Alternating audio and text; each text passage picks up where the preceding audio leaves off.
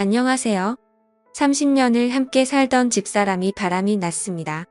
원래는 그런 사람이 아니었는데 늦바람이 무섭다고 하더니 겪어보니 정말 그렇더군요.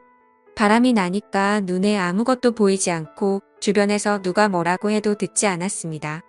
원래는 그런 사람 아니었는데 어떻게 사람이 저렇게 변할 수가 있는지 아무리 생각해도 속이 터지고 답답해서 몇 자 적어봅니다. 저는 올해 53이고 집사람은 올해 50입니다. 집사람은 결혼하고 지금까지 밖에 나가서 일이라고는 해본 적이 없는 사람입니다. 저는 결혼 초에는 전자제품 회사에 다니다가 나중에는 전자제품 대리점을 시작해 일을 하고 있는데 재벌이도 괜찮고 결혼하기 전에 집사람 고생 안 시키겠다고 약속한 것도 있어서 밖에 나가서 돈 벌어 오라고 한 적도 없고 집사람 스스로 돈을 벌겠다고 나간 적도 없습니다. 젊었을 때는 아들, 딸 공부시키고 뒷바라지하며 살림하느라 정신없었고 애들 대학 가고 나서는 침술방을 좋아해서 동네 사람들 만나서 가끔 침술방 가는 게 일과의 전부였습니다. 집에만 있는 시간이 많으니 집에서 드라마 보다가 잠만 자고 조금씩 갱년기가 찾아오는 것 같아서 제가 그때마다 생활비 외에 웃돈을 쥐어주고 밖에 나가서 옷이라도 하나 사 입고 미용실 가서 머리라도 하면서 기분 전환하라고 했죠. 손에 쓸 돈이 있어서 그런지 그때부터 집사람의 외출이 조금씩 잦아졌습니다. 기분도 훨씬 좋아 보이더라고요. 옆에 있는 사람이 활기차 보이니까 저도 덩달아 기분이 좋고 힘이 났습니다. 노래를 별로 좋아하는 사람이 아닌데 집에 오면 노래도 흥얼거리고 오랜만에 집안에도 활기가 뜨는 것 같았습니다.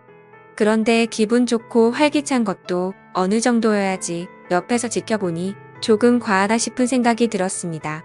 안 하던 화장을 매일 하고 향수를 뿌리고 어떤 날은 하루 종일 뭐라고 돌아다녔는지 집안에 설거지며 빨래며 그대로 놔두고 집안일은 손도 까딱 안 했더라고요. 하늘이 두 쪽 나도 집안 정리 안 된 것은 눈 뜨고 못 보는 사람인데 정말 이상하다 싶었습니다. 그래서 제가 밖에 놀러 다니는 건 좋은데 집안일은 좀 하고 돌아다녀라 한마디 했죠. 평소 같으면 오늘 바쁜 일이 있어 그래서 하고 넘길 텐데 그날은 저한테 짜증을 내면서 잔소리 좀 그만해 짜증나 하는 겁니다. 아니 제가 뭘 했다고 이렇게까지 짜증을 내나 싶었죠. 그런데 그 후로도 지금까지 안 하던 이상한 행동은 계속됐습니다. 옷을 새로 사 입었는데 나이 50에 전혀 어울리지 않는 20대 아가씨들이나 입을 법한 속이 비치는 옷을 사 입지를 않나 속옷도 색깔 화려하고 민망한 것들을 사놨더라고요. 그리고 퇴근하고 집에 들어가면 사람이 들어온 걸 아는지 모르는지 방구석에 틀어박혀서 나오지도 않았습니다. 뭐 하고 있나 싶어서 들여다보면 동영상을 틀어놓고 보면서 화장하는 법을 배우고 있더라고요. 한번 동영상을 틀어놓으면 나올 생각을 안 해서 밥 안 하면 또 짜증을 막 내면서 당신은 나한테 밥 달란 말밖에 할 말이 없어. 내가 당신 밥 차려주는 사람이야 이러는 겁니다. 그래서 저도 그날은 짜증이 나서 밥때가 되면 밥을 줘야 할 거 아니냐고 했더니 배에 거지가 들어앉았냐는 등 저러니까 어느 여자가 좋아하겠냐는 등 내가 저런 꽉 막힌 인간하고 그 세월을 살았다는 등 하더니 휙 나가버리는 겁니다. 진짜 왜 저러나 싶고 내가 뭘 잘못했나 싶고 황당하더라고요. 왜 그러는지 얘기를 하고 싶은데 집사람하고 얘기만 하면 싸우게 되고 뭘 물어보기만 해도 짜증을 내서 말도 못 붙였습니다. 그래서 주변 사람들한테 고민 상담을 하니 100년 뒤 올 때라 그럴 수 있다면서 어디 여행이라도 다녀오고 둘이 속에 있는 얘기를 좀 나눠보라고 하더라고요. 그래서 저는 집사람이랑 바닷가에 1박 2일 여행이나 다녀올까 해서 속초의 호텔도 예약해두고 맛있다고 소문난 음식점도 예약해놓고 저녁에 집에 갔죠. 그런데 저녁에 집에 들어갔는데 사람이 없는 겁니다. 전화를 해도 전화도 안 받고요. 9시가 넘어도 안 들어오고 밥통에 밥도 없길래 저는 혼자 라면을 끓여 먹고 TV를 보고 있는데 10시가 넘어서 들어오더라고요. 그래서 제가 너무 열이 받아서 어디를 그렇게 싸돌아다니냐고 저도 모르게 소리를 질러버렸어요. 그랬더니 집사람이 나는 뭐 나가지도 못해? 내가 12시를 넘겼어. 왜 밖에 나갔다 온 게 가지고 난리야 하는 거예요. 그래서 제가 가면 어디 간다고 하든지 나갔으면 전화나 받든지 이 시간까지 아무 연락도 없는 게 정상이냐 했더니 그러면 자기가 비정상이냐면서 막 화를 내면서 문을 닫고 방으로 들어가 버리는 겁니다. 저는 이게 아닌데 오늘 여행 가자고 얘기를 하려고 했는데 본의 아니게 또 이렇게 싸움이 되니 나도 참 안심하다 싶었습니다. 그래서 저는 마음을 좀 진정시키고 집사람이 있는 방으로 들어갔습니다. 제가 들어가니까 전화를 하다가 급하게 끊더니 왜 소리도 없이 들어와서 전화하는 걸 엿듣냐고 하더라고요. 그래서 제가 그런 게 아니다. 할 말이 있어서 들어왔다. 우리 여행 간 지도 오래됐는데 어디 바닷가 가서 맛있는 것도 먹고 바람이나 쐬고 오자 했더니 대뜸 한다는 말이 내가 당신이랑 여행을 왜 가? 무슨 재미로 혼자 갔다 와 하더군요. 저는 너무 기가 막혀서 도대체 왜 그래? 내가 뭐 잘못한 게 있어? 섭섭한 거 있으면 말을 해. 자꾸 그렇게 짜증내지 말고 라고 했더니 당신은 잘못한 게 없어. 내가 다 잘못했으니까 이혼하자 하더라고요. 너무나 생각지도 못한 말이라 제가 혹시나 잘못 들었나 싶어서 뭐라고 뭘 하자고 했더니 이혼하자고. 나 사랑하는 사람 생겼어. 제가 너무 기가 막혀서 너 바람났냐 했더니 한다는 말이 더 가관입니다. 자기는 바람난 게 아니라네요. 자기는 뒤늦게 사랑하는 사람을 만났을 뿐이라고 하더라고요. 그래서 제가 그게 바람이 아니고 뭐냐 했더니 우리 사랑을 바람으로 부르지 말라고 하네요. 하참이 정도면 미쳐도 단단히 미친 거 아닙니까? 외도 현장을 들킨 것도 아니고 지 스스로 남자 만난다고 자수를 하고 당당히 이혼을 하자고 하다니요. 늦바람이 들어도 단단히 들었구나 싶었죠. 그래서 제가 말했습니다. 정신 나갔어? 지금 당신 나이가 50이야. 지금 어디서 누구를 만나서 무슨 짓을 하고 다니는 거야? 어디서 이혼이고 무슨 개뿔 사랑이야? 제정신이야? 했죠. 그랬더니 오히려 자기가 더 큰 소리를 치는 겁니다. 나 미쳤어. 그러니까 이혼하자고. 나는 이날 이때까지 사랑이 뭔지도 모르고 살았어. 그냥 이 집에서 애들 뒷바라지하고 당신 밥이나 차려주고 그냥 대충 시간 때우면서 살았다고. 그런데 나 이제는 그렇게 안 살 거야. 나 정말 다시 태어난 것 같아. 그 사람하고 수도 없이 자니까 너무 좋아. 나이 50에 사랑하는 사람을 만나서 앞으로 사랑만 하면서 살 거니까 당신도 다른 사람 만나서 새 출발을 해. 한동안 이상한 건 알았지만 이렇게 갑자기 이혼 통보를 받으니 너무 얼떨떨하고 비참하기까지 했습니다. 제가 외도를 한 것도 아니고 제가 돈을 안 벌어준 것도 아니고 나한테 도대체 왜 이러나 싶었죠. 저는 집사람이 무슨 우울증이 있어서 그러나 싶어서 붙들고 얘기를 해봤습니다. 그런데 돌아오는 얘기는 똑같더라고요. 자기는 사랑하는 사람이 생겼고 자기는 앞으로 사랑하는 사람하고 살 거라고요. 그러니 자기는 떠날 거라고요. 그래서 제가 도대체 그 인간이 누구냐고 물었죠. 어쩌다 그 인간 꼬임에 넘어갔냐고요. 그랬더니 저보고 함부로 말하지 말라면서 그런 얘기 들을 사람 아니라고 하대요. 내가 사랑하는 사람을 당신이 알 필요 없지 않냐고요. 저는 너무 기가 막혔습니다. 애들한테도 전화를 해서 니네 엄마가 이상하니 니네 엄마하고 얘기 좀 해봐라 했죠.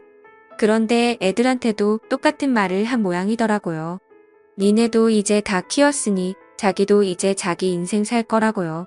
저는 도대체 누구를 만나고 다니기에 저렇게 정신을 못 차리나 싶어서 며칠 일도 안 하고 집사람 뒤를 따라다녀 봤어요.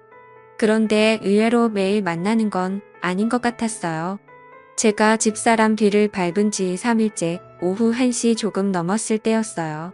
집사람이 누군가를 기다리고 있는데 차가 집사람 앞에 멈춰서더니 집사람을 태우고 가는 거예요. 저도 따라갔죠. 그 차는 시내에서 멀리 떨어진 모텔로 들어가더라고요. 저도 따라 들어갔어요. 그리고 차에서 내리는 두 사람을 봤는데 제 눈으로 보고도 믿지 못하겠더라고요. 나이가 20대 중반쯤 됐을까요? 엄청 젊어 보이는 아니 엄청 어려 보이는 남자의 팔을 집사람이 꼭 끌어안고 숙박업소 안으로 들어가는 겁니다. 그래서 제가 대놓고 소리쳤습니다. 이 정신나간 연놈들이 여기서 뭐 하냐고요. 네가 만나는 사람이 이 사람이냐고요.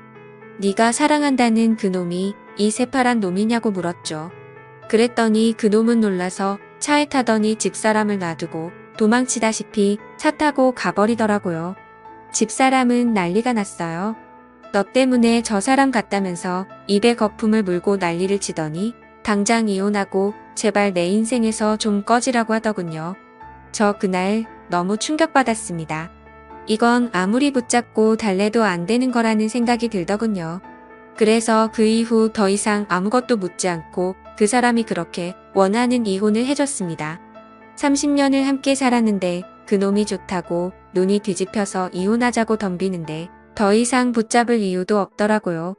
그 대신 나는 아무것도 못 준다고 가방 하나 들려서 내보냈습니다. 내가 위자료를 요구 안 하는 것만으로도 감사한 줄 알라고요. 평온하던 집안이 난리가 나고 30년 결혼 생활이 그렇게 끝이 났습니다. 이혼한 사람이 어떻게 사는지 알고 싶지도 않고 궁금하지 않아서 전화번호도 바꿔버렸습니다. 애들한테도 엄마 소식 전하지 말라고 하고 집도 이사했습니다. 그렇게 3개월쯤 지났을까요? 일 마치고 집에 들어가려고 하는데 가게 앞에서 누가 서 있는 겁니다. 누군가 싶어보니 이혼한 그 여자더군요. 저는 상대도 하기 싫어서 그냥 모른 척 지나쳤습니다. 그랬더니 갑자기 저를 붙잡고 미안하다고 잘못했다고 하는 겁니다. 제가 팔을 있는 힘껏 부리치고 여기가 어디라고 찾아왔냐고 당장 내 눈앞에서 사라지라고 했습니다. 그랬더니 무릎을 꿇고 싹싹 빌더라고요. 자기가 죽을 죄를 지었으니 한 번만 용서해달라고요. 그러면 평생 당신만 쳐다보며 살겠다고요. 저 그 소리 듣는데 소름이 끼쳤습니다. 그렇게 자기를 놔달라고 할 때는 넌제고 지금 와서 저만 쳐다보겠다니요. 제가 얘기했습니다. 조용히 사라지든지 경찰 와서 가든지 내가 선택하라고요. 내가 인간이고 생각이 있으면 지난 일 내가 했던 것을 생각해보라고요. 밖에 가서 잘 살아도 못 살아도 내 알바 아니니 이제 죽어서도 찾아오지 말라고 했습니다. 그렇게 말하고 돌아서 오는데 뒤에서 소리를 지르더라고요. 자기 안 받아줘도 되니 그러면 돈 좀 빌려달라고요. 그래서 무슨 소리냐 물었더니 그간의 일을 다 털어놓더라고요. 그 20대 중반의 어린 놈이 자기만 사랑한다고 평생 이런 사랑 처음이라고 온갖 가머니설로 꼬셔놓고 당장 결혼하고 싶은데 어머니가 의독하셔서 결혼을 못한다고 했다나요.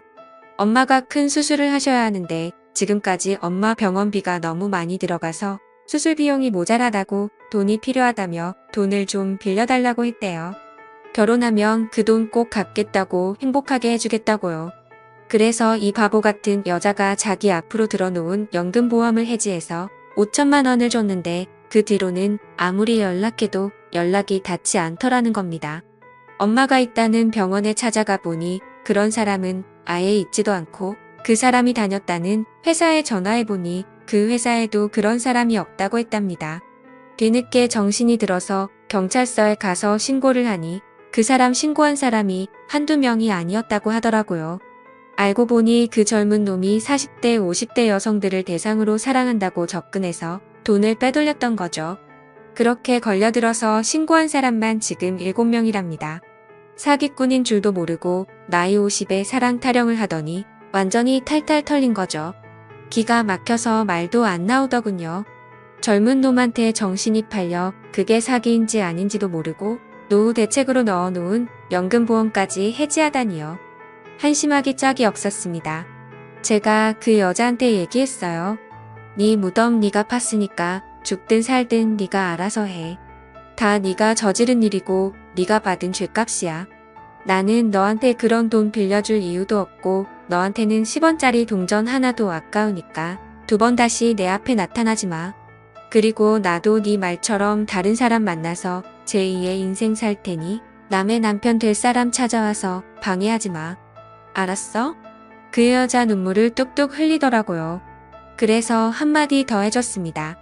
평생 거지꼴로 살고 싶지 않으면 그렇게 눈물 흘릴 시간에 지금이라도 정신 차리고 가서 네 몸으로 일할 수 있는 일자리나 구해보라고요.